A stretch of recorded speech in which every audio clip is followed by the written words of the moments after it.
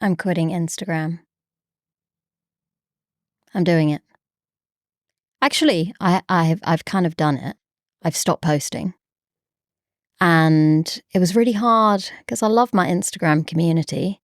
But at the same time, I'm quite frustrated because I've calculated how many hours I spend creating content for Instagram, trying to understand the algorithm, creating content that will allow my reels and posts and carousels to go way further than they currently are. And I've been posting regularly. And when I say regularly, at least 5 to 6 times a week for nearly 4 years.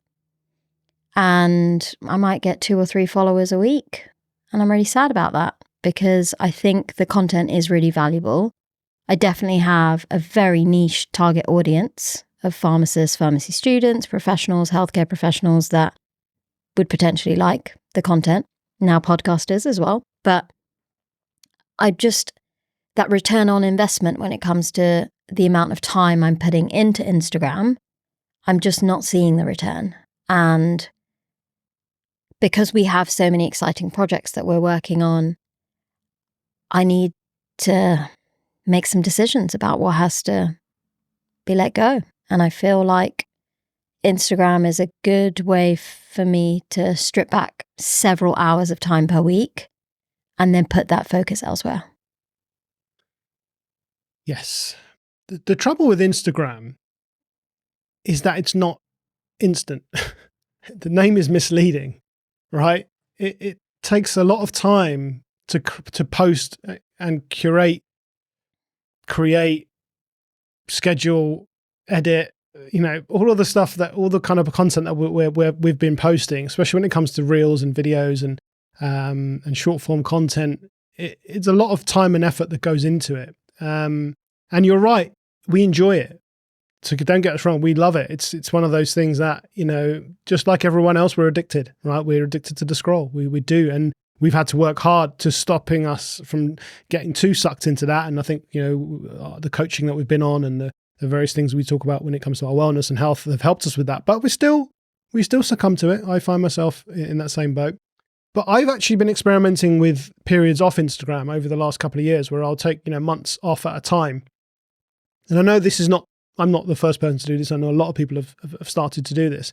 But what I found in those periods when I'm not on Instagram is just how much less noise there is in my life, in my world, right? I find that I have more time, more space, all of these things that we are craving.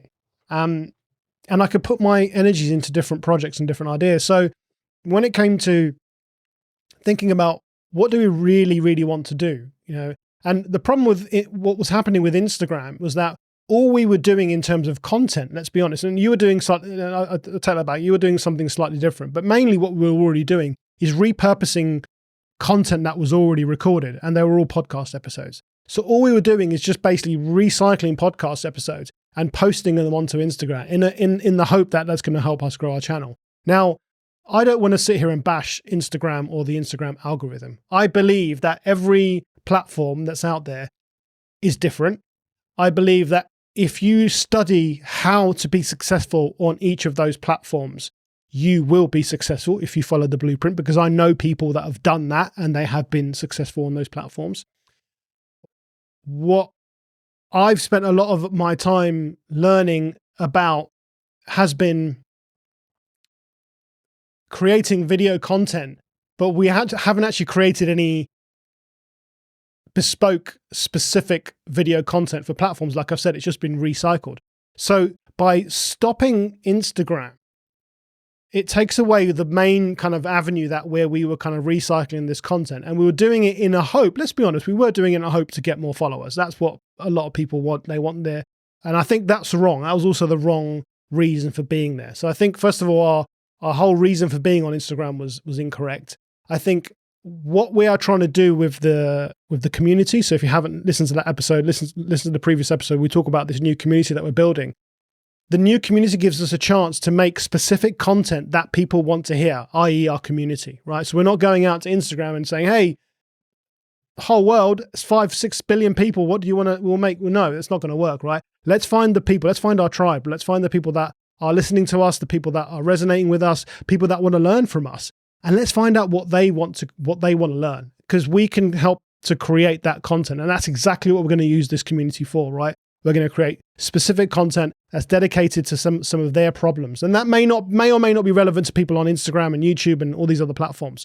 So I think that's the main thing. So stopping that complete train of thought of pre-production, post-production when it comes to Instagram frees up so much time, right? It frees up so much time that we can start thinking about making dedicated content for not only our community, but YouTube. YouTube's something we've been on for several years as well. And actually we've seen growth on there, but we haven't really focused on it solely. We haven't actually just said, right, we're going to focus purely on YouTube. So there's also that. And then the platform that surprised me the most, which I believe that we're both getting the most success on, and our recent newsletters just proved that to us, is LinkedIn. Right? I personally know, I think I've neglected LinkedIn, and you've done a lot more than I have. But recently I've started to post a little bit more consistently on LinkedIn, text posts and video posts, and I'm seeing a lot more engagement. And that's what prompted me to look at the data. So I actually looked at our data for all of our accounts that we have between us. And I only looked at the last 90 days, and I think this was back in April time. So we're looking from the beginning of the year till around March, April this year. And in that time, LinkedIn had grown in terms of percentage of followers, engagement, and all the stats that they give you. YouTube had grown several percent on terms of watch time hours, subscribers, and engagement. But Instagram was in negative. Instagram for you, for followers, was minus 0.8 or something like that, and mine was like minus 1.5. So that just goes to show that if in 90 days these other two accounts are growing and potentially flourishing and one isn't, we're doing something wrong, right? I'm not saying it's Instagram's that's wrong. We're doing something wrong when it comes to that platform. So rather than trying to figure that out right now, let's just put a pause on that. So yeah, saying and titling this episode saying we quit Instagram is true, but we're not quitting forever, right? And when we have the headspace, hopefully the budget and the capacity to hire someone who is an expert at that platform and say, look, here's our content. Can you make us successful on that platform? That's what I would rather do at some point in the future. Whereas now I'm getting a lot more enjoyment. We're getting a lot more success. And let's be brutal about this. We're making more money through LinkedIn and potentially YouTube, right, than we are through Instagram. So that's the other side of this coin, is obviously the monetization. And we said in the previous episode that our next phase of our podcast journey is how do we monetize this? How do we monetize this platform that we've created? So we're already doing that through you getting some speaking gigs via LinkedIn. We got some conferences that we went to film where we've done events on their behalf. That's all generated revenue. Then obviously we've got our affiliate links and our partnership with people like Naked Pharmacy, which has been going out on YouTube. It's going out through the podcast. And that's starting to generate income, and that's giving us the confidence and, like I said earlier, the reassurance that we need to kind of go double down on these platforms. So that's going to be our focus, and I think it's going to be really exciting because you're going to see different type of content coming out from us. Rather than just seeing this, and I don't find this boring at all when we just share podcast clips and we talk about some really good and relevant things, but I'm quite excited to start to think about different ways of creating for us, because this is this is also a comfort zone for us, right? Coming in here, turning the cameras on, doesn't matter how many, you've got 3 cameras now looking at us right now, microphones. It's still the same. It's still the same motions, right? We're still going through the same motions, but actually interrupting that pattern is going to help us not only come up with better ideas, but also hopefully just to be more creative. Yeah, definitely. And so many things resonate with me now that you put that so well into conversation. I love that. But when we first started the podcast with Pharmacist Diaries, we decided to have social media channels everywhere because we obviously thought that this would help our growth on all platforms, and we wanted to see which platforms did the best, which ones we had the most engagement, which ones provided us that community aspect that we were looking for. And because we've been, again, diving just so deep into production and recording and editing and getting everything out in terms of all the different social media platforms, we haven't really had that much time to sit back and genuinely reflect on what we double down on. And I've been watching a few webinars recently, and every single time I log into these webinars, someone will always mention that you should focus your time on the kind of top 5% of activities that will give you that return on investment. And every time I hear that, I'm trying to think, okay, where does that come from? Where is my top 5%? Where should I focus? And obviously the podcast is definitely one of them.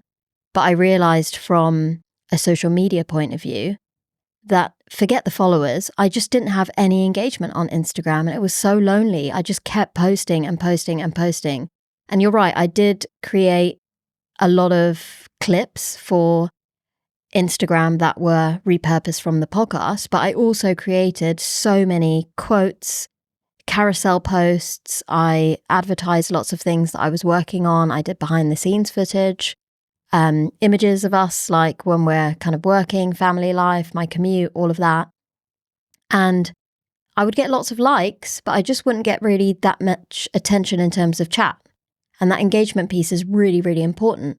But when you look at LinkedIn, I mean, I could post something and get 10,000 impressions and, 40, 50 comments, likes, people start DMing me and, giving me feedback on the podcast episodes, what they loved, what they didn't like, what they would like to see more of.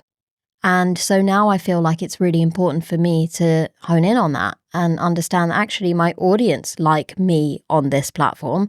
I genuinely like LinkedIn. And even in the last 2 weeks, I've been getting all these YouTube comments. I never had any YouTube comments. And now suddenly all of these comments are coming through.